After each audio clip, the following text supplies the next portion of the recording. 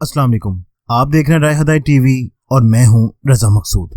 तमाम तारीफें अल्लाह रब्बुल इज़्ज़त के लिए कि जिसने हमें ईमान की नेमत से सरफराज फरमाया और बेहद दरूद व सलाम जनाब रसूलुल्लाह सल्लल्लाहु अलैहि वसल्लम पर कि जिनके लिए अल्लाह रब्बुल इज़्ज़त ने इस कायनात की तख्लीक फरमाई। दोस्तों, गुज़िश्ता 20 सालों से ये दुनिया जिस तेज़ी के साथ जंगो जदल, कत्लो गारत और खौफ व दहशत के माहौल की तरफ बढ़ी है, पूरी इंसानी तारीख में कभी ऐसा नहीं हुआ।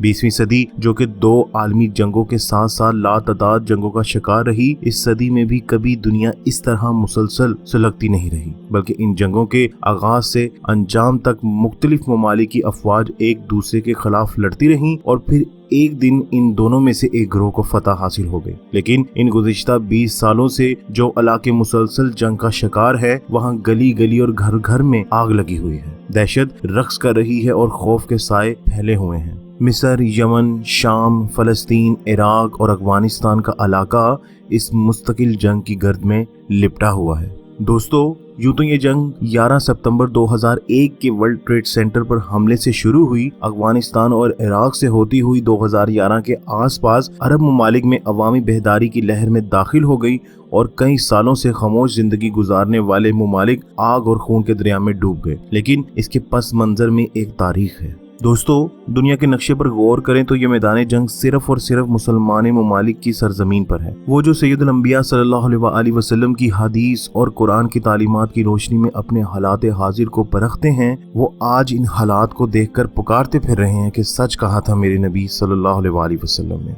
दोस्तों, ऐसे उलमा और मॉडर्निज्म के मारे हुए लोग जो आज से चंद साल पहले तक रसूल सल्लल्लाहु अलैहि वसल्लम की इन हदीस को जो आखिरी ज़माने के बारे में है झूठी या गढ़ी हुई समझते थे, इनमें से अक्सर आज खुद हैरान हैं और सोचते हैं कि ये तो सब कुछ वैसे ही होता चला जा रहा है और उन्हीं इलाकों में हो रहा है जिनकी खबर दी गई थी। इस आखिरी दौर के बारे में मेरे रसूलुल्लाह सल्लल्लाहु अलैहि वसल्लम इस कदर परेशान थे कि आप सल्लल्लाहु अलैहि वसल्लम अपनी हर नमाज में ये दुआ मांगते थे कि अल्लाह, मैं जहन्नुम के अजाब से, कब्र के अजाब से, मौत और हयात के फितने से और मसीह दज्जाल के फितने के शर से तेरी पनाह मांगता हूँ। दोस्तों, सहाबा की पूरी जमात, इनके बाद आने वाली उम्मत भी इस फितने के लिए परेशान रही और इससे नजात की दुआएं मांगती रही। दोस्तों, अमूमन ये सवाल किया जाता है कि अगर दज्जाल का फितना इस कदर बड़ा था तो इसका जिक्र वजाहत के साथ कुरान में क्यों नहीं किया गया।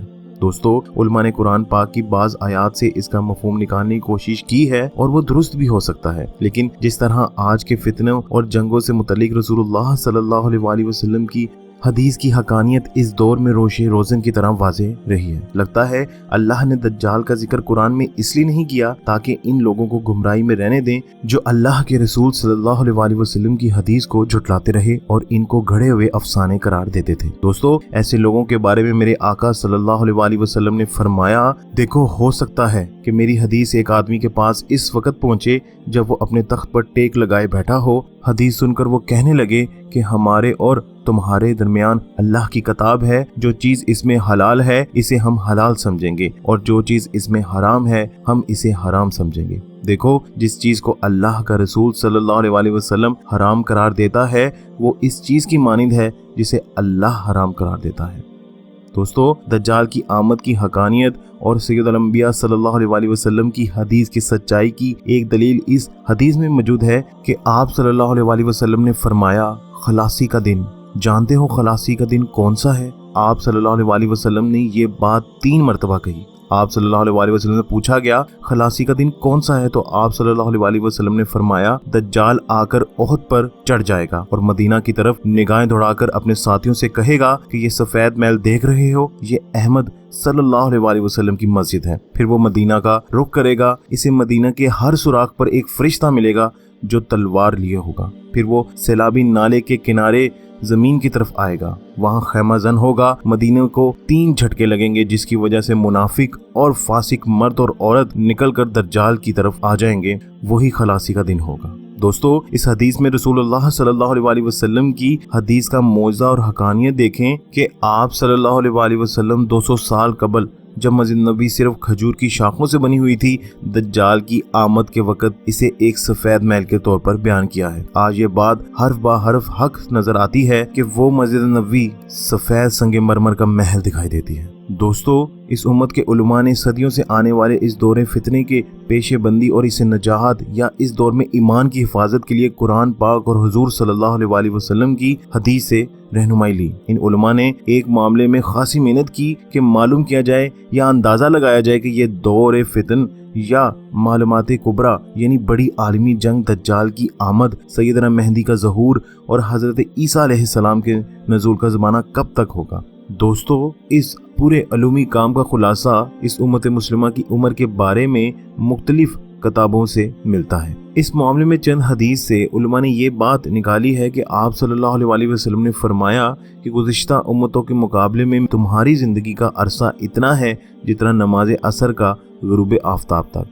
دوستو ایک اور جگہ آپ صلی اللہ علیہ وسلم نے فرمایا مسلمان اور یہود و نصارہ کی مثال اس آدمی کی سی ہے جس نے کچھ لوگوں کی اجرت پر اس لیے رکھا کہ وہ رات تک اس کا کام کریں۔ انہوں نے دوپہر تک کام کیا، پھر کہنے لگے ہمیں تمہاری اجرت کی ضرورت نہیں۔ اس نے کچھ اور لوگ اجرت پر رکھ لیے۔ اس نے کہا دن کے باقیہ حصے تک کام کرو، جو مزدوری مقرر ہوئی وہ آپ کو مل جائے گی۔ یہاں تک کہ عصر کی نماز کا وقت ہو گیا تو انہوں نے کہا جو کام ہم نے کیا اس کی اجرت ہم نے چھوڑ دی۔ پھر اس نے کچھ اور لوگوں کو اجرت پر رکھا، دن کا باقیہ حصہ انہوں نے کام کیا، یہاں تک کہ سورج غروب ہو گیا تو انہوں نے دونوں پہلے گروہوں کی پوری اجرت لے لی۔ دوستو حافظ ابن حجر نے ان حدیث کی روشنی میں اپنے کتاب فتح الباری میں ان تینوں امتوں کی عمروں کا تجربہ کیا ہے۔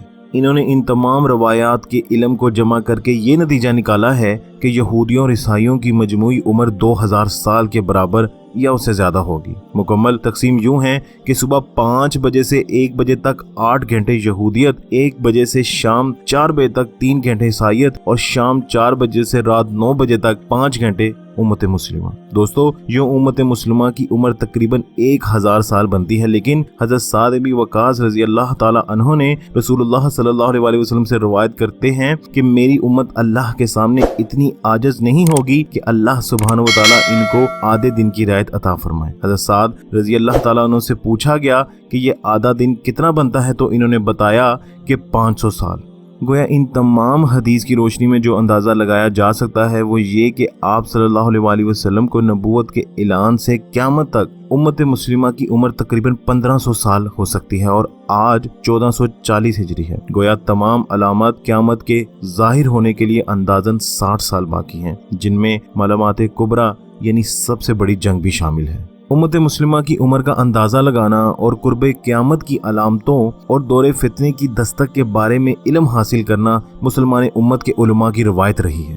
ان کی تمام جستجو اور علم قرآن پاک کی آیات اور سید الانبیاء صلی اللہ علیہ وسلم کی حدیث کے دائرے میں گھومتا ہے۔ یوں تو ان 1400 برسوں میں لاتعداد بندگان خدا، اولیاء اور اسباب ایسے گزرے ہیں جنہوں نے اپنے احلام اور خواب بیان کیے ہیں، جن میں اس دور کے آخر کے بارے میں اشارے ملتے ہیں، لیکن اس تمام علم پر عائد 2 پابندیاں بہت واضح ہیں اور ان پابندیوں کے بغیر یہ علم دین اسلام کی حدود سے باہر نکل جاتا ہے۔ ایک یہ کہ علم غیب صرف اللہ کی ذات ہے، وہی جانتا ہے کہ کب، کہاں، کیسے اور کیوں ظہور پذیر ہوگا۔ دوسری پابندی یہ کہ ہمارا تو ایک اندازہ ہے اور یہ اندازہ بھی آیت قرآنی اور حدیث نبوی کی روشنی میں ہے۔ انہی حدود کے اندر رہتے ہوئے اس علم کے ماہرین نے اس صدی کے آئندہ آنے والے 60 برسوں کو بہت اہم قرار دیا ہے، اس لیے کہ حدیث میں بیان کردہ قرب قیامت کی وہ تمام چھوٹی چھوٹی علامتیں تقریباً ظاہر ہو چکی ہیں، جیسے ننگے پاؤں چلنے والوں کا بڑی عمارتوں کی تعمیر پر فخر کرنا،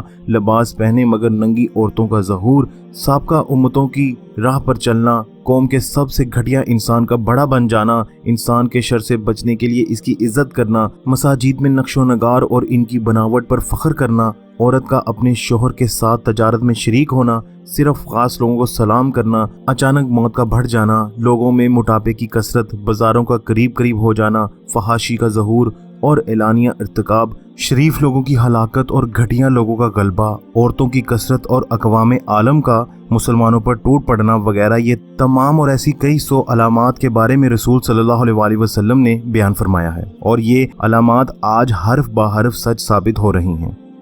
دوستو منکرین حدیث عموماً ان علامتوں کو بھی माशरती तरक्की का एक अंदाजा करार देते रहे हैं। लेकिन इन्हीं अलामतों में से इनसे कोई इस हदीस के बारे में सवाल करे कि अरब के नंगे पांव फिरने वाले चरहा आसमानों की छूती हुई इमारतों में एक दूसरे से मुकाबला करेंगे और पूछे कि क्या 1400 साल पहले कोई ये कह सकता था कि तहजीब से कटे हुए इस खित्ते में अचानक तेल निकल आएगा, दौलत बरसने लगेगी और फिर 160 या 170 मंजिला इमारतों में मुकाबला होगा। तो ये ऐसे हो जाते हैं जैसे इनके मुंह में जुबान ही नहीं। खैर दोस्तों, ऐसा ही हर हदीस नबी सल्लल्लाहु अलैहि वसल्लम के बारे में है जो वक़्त के साथ साथ एक वाज़ेह सच की तरह रोशन होती जा रही है। इन तमाम छोटी अलामतों के बाद अब यूं लगता है कि हम इस दौर में दाखिल हो चुके हैं जिसमें क़यामत से पहले बड़े बड़े फितने ज़ाहिर होंगे और एक आखिरी बड़ी आलमी जंग होगी, जिसकी वजह से दुनिया का बेशतर हिस्सा सफाए हस्ती से मिट जाएगा और दुनिया सिमट कर वापस इन्हीं इलाकों तक महदूद हो जाएगी जहां से इब्राहिमी मजहब के सरचश्मे फूटे थे। दोस्तों, हदीस में जिन इलाकों में और जिस तरह जंगों का आगाज का जिक्र है, वहां गुज़िश्ता 20 सालों से आहिस्ता आहिस्ता सुलगती आग की तरह जंग अब बड़े बड़े शोलों में तब्दील हो चुकी है। यमन, शाम, इराक, अफगानिस्तान और मिस्र और अरब, यही तो मैदान जंग है जहां आखिरी मार्का बर्पा होगा। इसी इलाके में अहले रोम की अफवाज 80 ममालिक के झंडों तले जमा हो गई है और हर झंडे तले 12,000 सिपाही होंगे, यानी 9,60,000 फौजी अहले अरब से लड़ने आएंगे।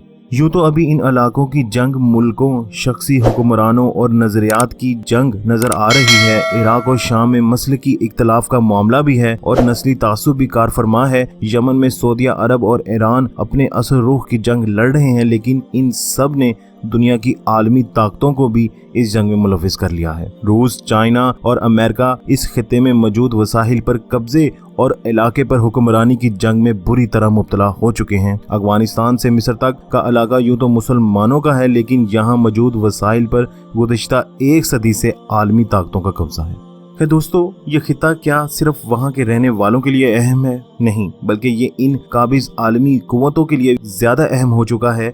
चीन के इस खिते में उभरने और रूस के एक बार फिर अंगड़ाई लेने के बाद अब ये मैदान जंग मुकम्मल तौर पर तप चुका है। कुरान और हदीस पर मबनी पेशन गोइयों को एक तरफ रखकर अगर दुनिया के सियासी पंडितों और फौज और इक्तसादी माहिरीन की आराह को देखा जाए तो इस वक्त दुनिया के हर अखबार और संजीदा मैगजीन इस तरह के तज्जिए भी शाया कर रहा है कि अगर 2019 में एक बड़ी जंग शुरू ना हुई तो दुनिया में ताकत का तवाज़न अमेरिका और यूरोप के हाथ से निकलकर रूस और चाइना की तरफ मुड़ जाएगा। दोस्तों, ये लोग मुत्तफिक हैं कि 2020 में खला और जमीन दोनों पर चीन की बालादस्ती का आगाज का साल है, जब चीन के 35 सैटेलाइट स्टेशन अपना बेडो सिस्टम नाफिज कर देंगे और पाकिस्तान से अफ्रीका साहिलों तक के ममालिक अमरीकी GPS से आज़ाद हो जाएंगे। बालादस्ती की दौड़ में चाइना एक कदम आगे चला जाएगा और रूस अपनी अक्सरी कुव्वत इसके साथ मिला देगा। ऐसे में शदीद किस्म की जंग इन खितों में ज़रूरी है जो पेशे कदमी को रोक सके।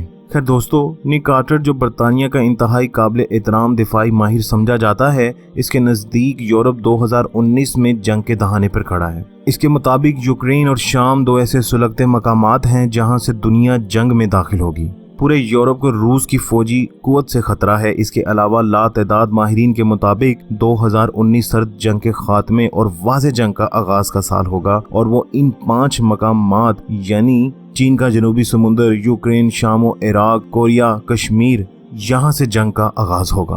खैर दोस्तों, इन तमाम बातों के बाद हदीस के वो अल्फाज याद आते हैं कि ज़मीन एक कदर लाशों से फट जाएगी कि एक परिंदा साफ जगह ढूंढने के लिए परवाज करेगा, नहीं मिलेगी, आखिरकार थक हार कर लाश पर ही गिर जाएगा। दोस्तों, यूँ तो ये सब के सब अंदाजे हैं, मगर खबर सच है क्योंकि ये रसूल सल्लल्लाहु अलैहि वसल्लम ने बताई है। अंदाज़ा तो सिर्फ वक़्त का है, लेकिन अहले नज़र तो 2019 का ही अंदाज़ा लगा रहे हैं।